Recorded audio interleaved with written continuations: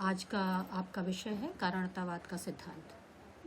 कारणतावाद का सिद्धांत ये बताता है कि प्रत्येक कार्य का कोई ना कोई कारण है। जहाँ पर कोई कार्य है उसका कोई कारण अवश्य होगा, और जहाँ पर कारण नहीं है वहाँ पर कोई भी कार्य नहीं हो सकता।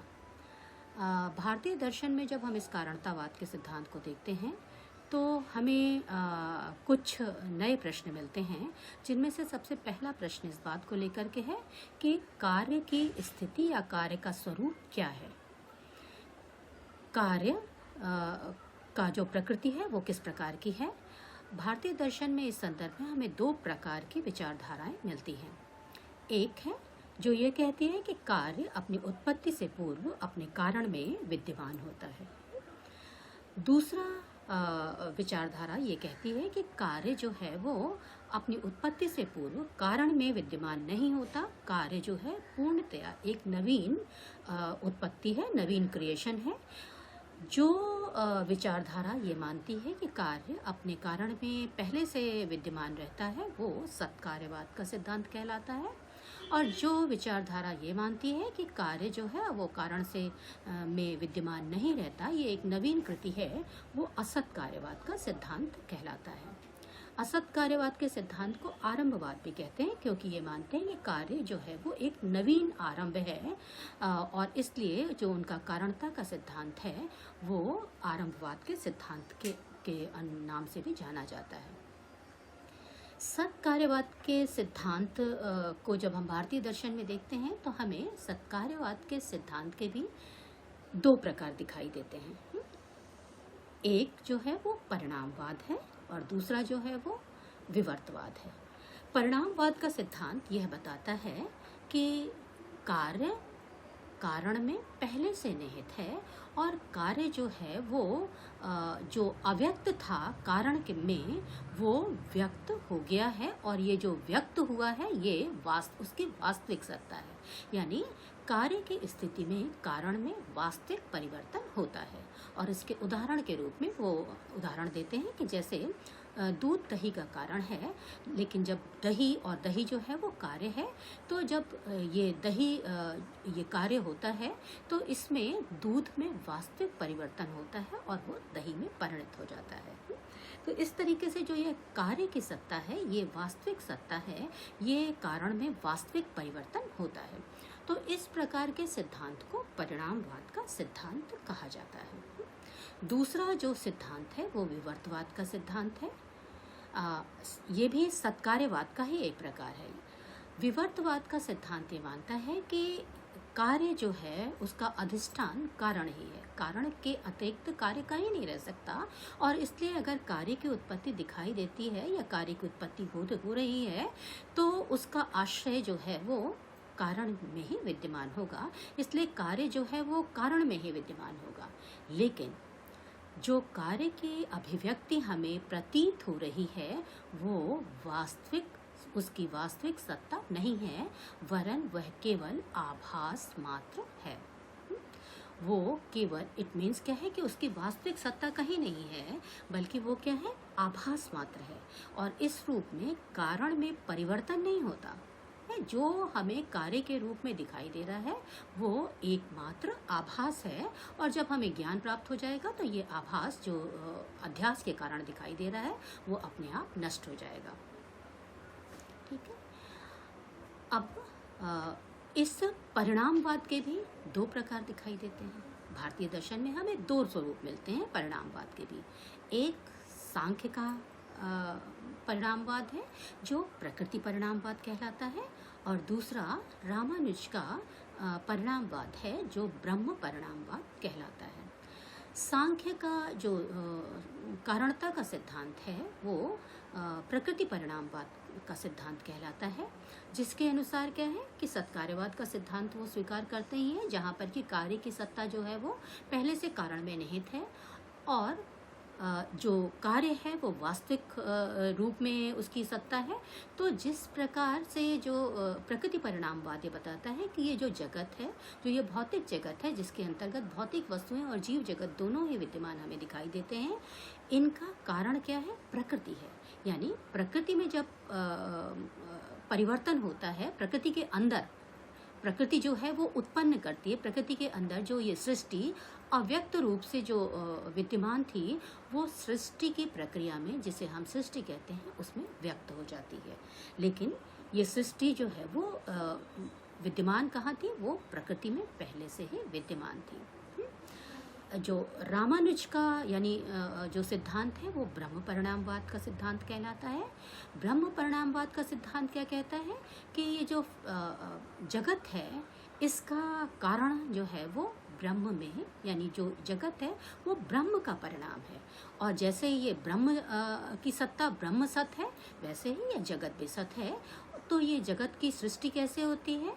वो ब्रह्म में भेद मानते हैं, स्वगत भेद मानते हैं कि ब्रह्म में चित्त और अचित्त नामक दो तत्व होते हैं, जिनके द्वारा जो है वो सृष्टि होती है। चित्त तत्व के द्वारा भौतिक तत्व की सृष्टि होती है, और अचित्त तत्व और चित्त तत्व को मिलाकर के जो है वो जीव जगत की सृष्टि होती है। लेकिन ये जगत उतना ही सत है जितना कि ईश्वर है। यानी जो ईश्वर जब चित्त और अचित्त से युक्त होकर के सृष्टि करता है तो वो ईश्वर कहलाता है, और जब ये चित्त और अचित्त तत्व जो है अपने मूल अवस्था में होते हैं तो वो जो है वो ब्रह्म कहलाता है। तो जो परिणामवाद है उसके हमें दो सिद्धांत मिले, एक प्रकृति परिणामवाद और दूसरा ब्रह्म परिणामवाद। प्रकृति परिणामवाद जो है वो सांख्य दर्शन स्वीकार करता है, और ब्रह्म परिणामवाद जो है वो रामानुज का दर्शन स्वीकार करता है। ये सत्कार्यवाद का जो ब्रॉड डिवीजन था, उसमें एक परिणामवाद था और दूसरी तरफ जो है वो विवर्तवाद था। परिणामवाद के हमने देखे दो हमें रूप दिखाई दिए, एक प्रकृति परिणामवाद, दूसरा ब्रह्म परिणामवाद। दूसरी तरफ विवर्तवाद है। ये विवर्तवाद का जो स्वरूप है वो ये कहता है कि कार्य जो है, कार्य अपने आप में सत नहीं है, एकमात्र क्या है? कारण सत है। जो कार्य की हमें प्रतीति हो रही है वो किस वजह से हो रही है? कारण की वजह से हो रही है। और कारण की वजह से क्यों हो रही है? कारण जो है वो उसके ऊपर अध्यास यानी जो अविद्या है उसकी वजह से ही हमें एक नित्य ब्रह्म की जगह पर ये नाना रूपात्मक जगत, भौतिक और जीव जगत से संबंधित पूरा ये प्रपंचात्मक जगत का जो है हमें अनुभव हो रहा है। ठीक है, ये दोनों जो है वो सत्कार्यवाद के सिद्धांत हैं। जो दूसरा कारणतावाद का सिद्धांत है वो असत्कार्यवाद का सिद्धांत है, जिसको कि न्याय वैशेषिक दर्शन मूल रूप से स्वीकार करता है, और जो ये कहता है कि जो कार्य है वो कारण में निहित नहीं है। कार्य एक नवीन कृति है जो कि कारण से प्रारंभ होती है, लेकिन ये पहले से उसमें निहित नहीं है। और इस संदर्भ में उनका मानना ये है कि अगर कार्य जो है वो पहले से कारण में निहित है, अगर कार्य पहले से एग्जिस्ट करता है कारण में, तो हमें उसके लिए प्रयास करने की आवश्यकता क्या होती है? कि जैसे अगर हमें कह रहे हैं कि जो बर्तन है, बर्तन का कारण मिट्टी है, तो बर्तन अगर मिट्टी में पहले से ही विद्यमान है तो फिर कुंभकार की आवश्यकता क्यों होती है? कि आवश्यकता क्या है? और अगर जो है वो बर्तन जो है वो पहले से मिट्टी में विद्यमान है तो हमें उसका अनुभव क्यों नहीं होता है? हमें वो प्रत्यक्ष दिखाई क्यों नहीं देता? जो तीसरा तर्क वो ये देते हैं कि वो कहते हैं कि अगर कारण जो है वो कारण में कार्य पहले से विद्यमान है, या अगर जो है वो बर्तन पहले से उसकी सत्ता है मिट्टी के अंदर, तो मिट्टी ही वो उद्देश्य क्यों नहीं पूरा कर देती? बर्तन का उद्देश्य मिट्टी ही क्यों नहीं पूरा कर देती? या जिस तरीके से जो है दूध जो है वो दही का कारण है, तो जो है दूध ही जो है वो दही का प्रयोजन क्यों नहीं सिद्ध कर देता है? तो इसलिए जो असत कार्यवादी हैं वो ये कहते हैं कि जो कार्य है वो उसका अस्तित्व पहले से नहीं स्वीकार किया जा सकता, क्योंकि अगर वो पहले से अस्तित्व में है तो उसको अस्तित्व में अगर वो पहले से ही विद्यमान है तो उसको फिर से अस्तित्व में लाने के लिए प्रयास की आवश्यकता नहीं होगी। और अगर जो है वो विद्यमान है तो उसकी उसकी सत्ता है तो वो कारण के साथ ही विद्यमान रहेगी। उसको कभी हम ऐसा नहीं हो सकता है कि हमें वो कभी दिखाई दे। यानी अगर बर्तन जो है वो मिट्टी में विद्यमान है पहले से, तो ऐसा नहीं है कि वो कुंभकार के प्रयास के बाद ही हमें वो बर्तन का जो है प्रत्यक्ष होगा, और वैसे हमें बर्तन का प्रत्यक्ष नहीं होगा, है। तो इस संदर्भ में जो असत कार्यवादी हैं वो इस सिद्धांत का खंडन कर देते हैं कि कार्य जो है वो पहले से कारण में विद्यमान होता है। सत कार्यवादी दार्शनिक जो हैं वो सत कार्यवाद के समर्थन में महत्वपूर्ण तर्क देते हैं और असत कार्यवाद का खंडन कर देते हैं। जो इस संदर्भ में सांख्य के जो तर्क हैं वो बहुत महत्वपूर्ण हैं। वो अपनी सांख्य करिका की 9वीं करिका में कहते हैं, असत करणात् उपादान ग्रहणात् सर्व संभव अभावात् शक्तस्य शक्य करणात् कारण भावाच्च सत्कार्यम्। पहला तर्क वो क्या देते हैं, असत करणात्, कि यदि कारण असत है, यदि कार्य जो है वो कारण में विद्यमान नहीं है तो वो असत है।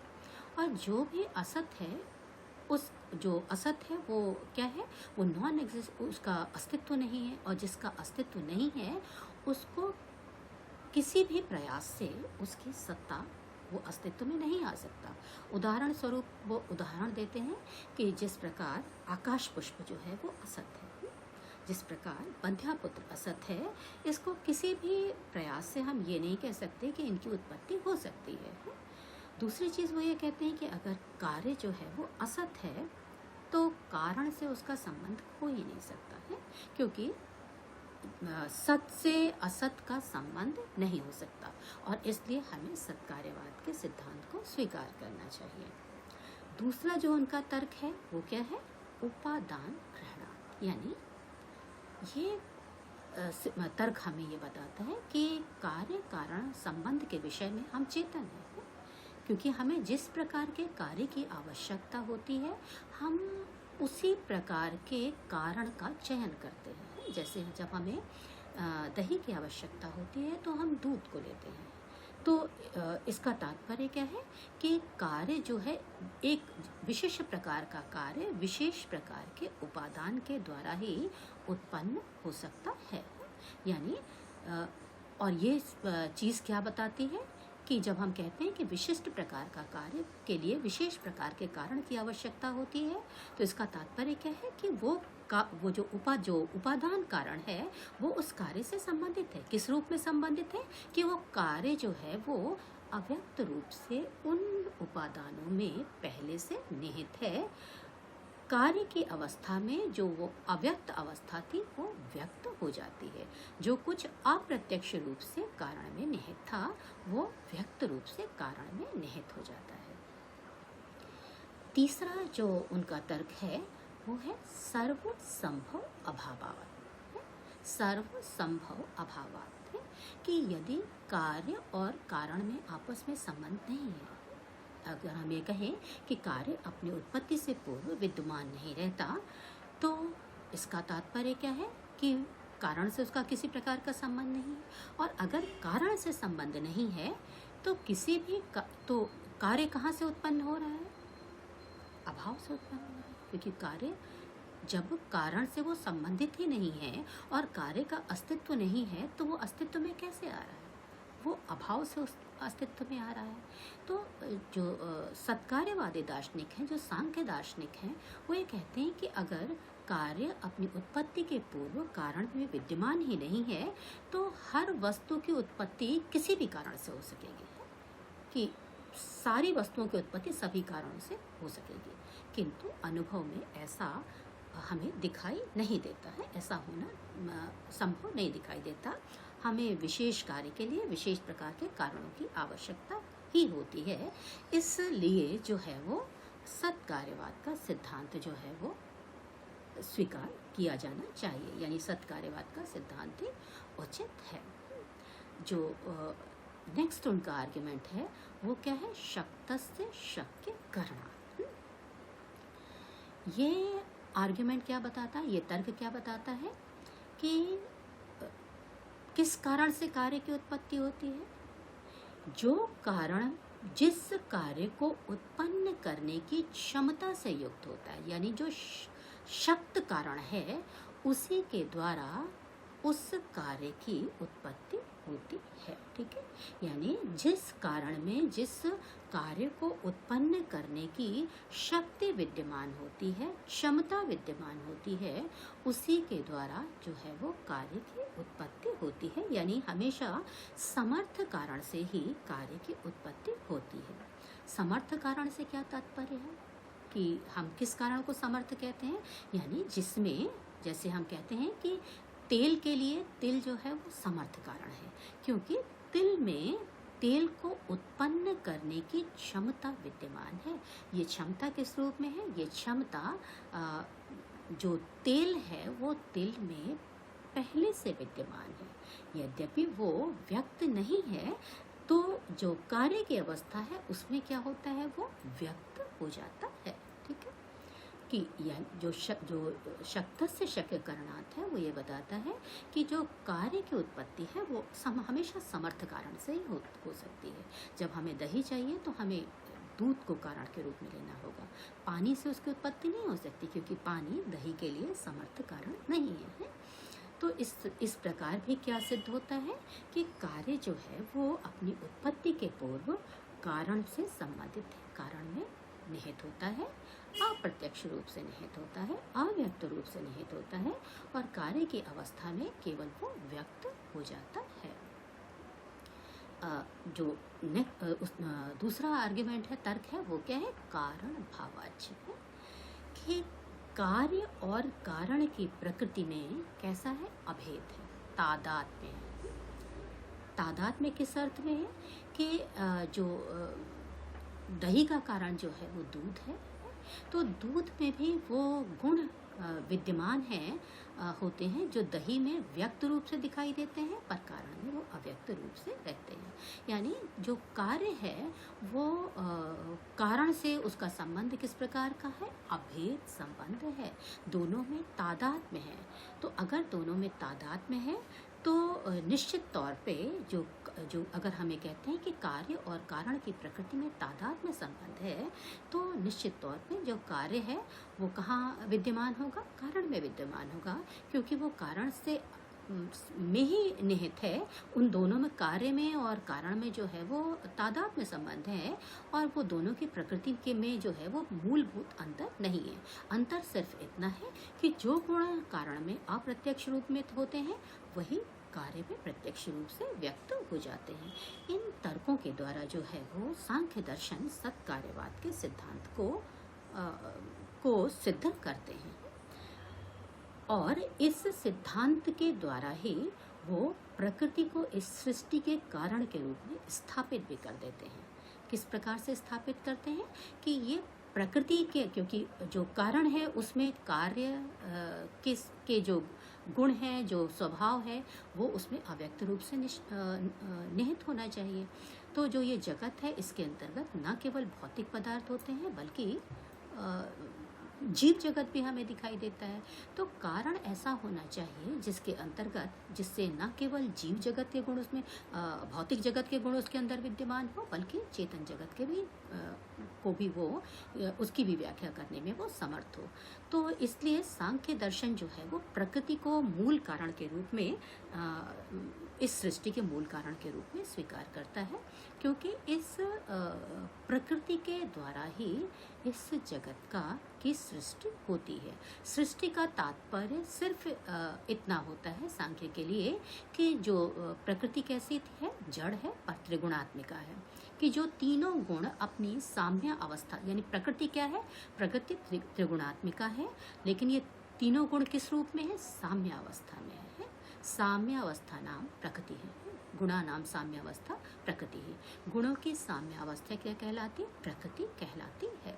और जब ये गुण जो है वो साम्य अवस्था में रहते हैं, यानी जब इनमें किसी प्रकार का परिवर्तन नहीं होता, तो ये क्या कहलाती है? प्रकृति कहलाती है।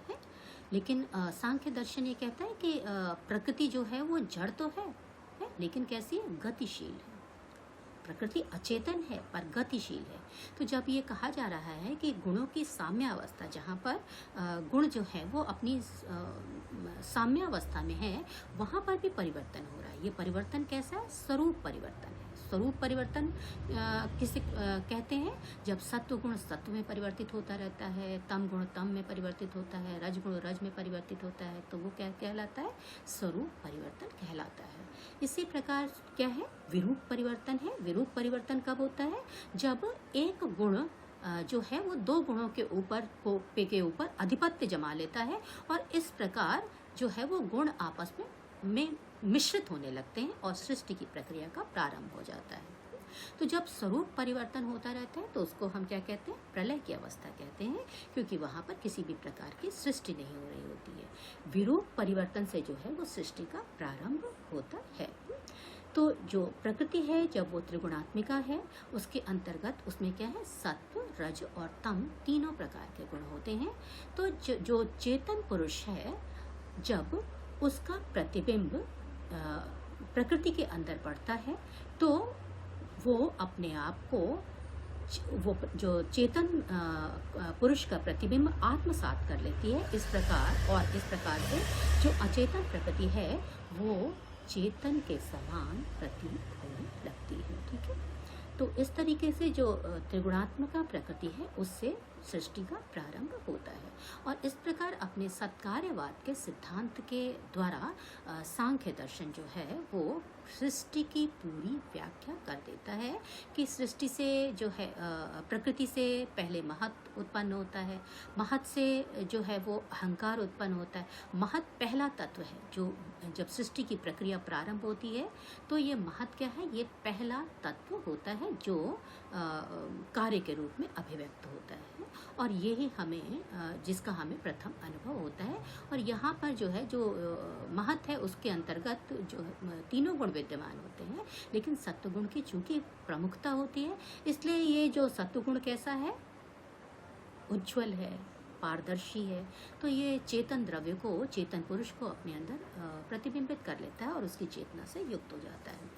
तो इस महत से जो है वो अहंकार की उत्पत्ति होती है। इस अहंकार से जो है वो सत्व अहंकार से पंच इंद्रिय और पंच ज्ञानेंद्रिय, पंच कर्मेंद्रिय और मन की उत्पत्ति होती है। वहीं तमस अहंकार से जो है वो पंच महाभूत और पंच तन्मात्रों की उत्पत्ति होती है। तो इस प्रकार जो सृष्टि की प्रक्रिया है वो इन 24 तत्वों और पुरुष उसमें साक्षात रूप से भाग नहीं लेता, लेकिन चूंकि प्रकृति जो है वो सत्व गुण से संपन्न होती है, वो उसको प्रतिबिंबित कर लेती है तो वो उसकी चेतना से युक्त हो जाती है और पुरुष जो है वो अपना प्रतिबिंब जो है जब प्रकृति में देखता है तो अपने आप को जीव समझ लेता है। और जब ज्ञान प्राप्त होता है तो ये जो परिवर्तन दिखाई दे रहा है ये समाप्त हो जाता है और पुरुष अपने मोक्ष को प्राप्त कर लेता है, यानी अपने वास्तविक स्वरूप को प्राप्त कर लेता है। तो इस प्रकार जो सांख्य का सत्कार्यवाद का सिद्धांत है वो सृष्टि की प्रक्रिया का वर्णन करता है, सृष्टि की प्रक्रिया का विश्लेषण करता है, उसकी व्याख्या कर देता है। जो सांख्य का जो सत्कार्यवाद का दूसरा सिद्धांत है वो ब्रह्म परिणामवाद का सिद्धांत है, जिसको कि रामानुज स्वीकार करते हैं। वो ये कहते हैं कि जो ब्रह्म है वो असीमित है, ब्रह्म की एकमात्र सत्ता है, अद्वैत है वो। लेकिन रामानुज का दर्शन क्या कहलाता है? विशिष्टाद्वैत कहलाता है। यानी तो विशिष्टाद्वैत क्या है कि जो ये अद्वैत है ये विशिष्ट तत्व से युक्त है। ये विशिष्ट तत्व क्या है? चित्त और अचित्त है।